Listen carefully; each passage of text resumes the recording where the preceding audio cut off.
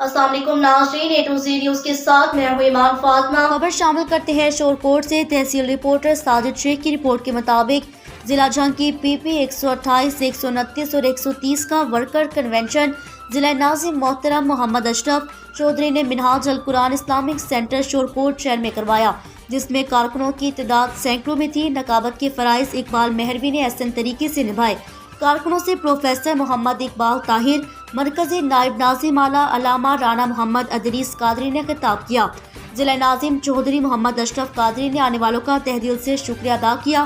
معروف شخصیات میں محترم علامہ قصور شکوری، علامہ ارشد قادری، مرتضی انجم، مقبول قادری، سجاد انور مرالی، ممتاز علی کھلانہ، برکت علی قادری، علامہ قبلہ حسن رضا، ریاست علی چدھر، بہت عظیم قیادتیں شامل ہوئی۔ بعد میں کارکنوں کو ضیافت کنونشن دی گئی۔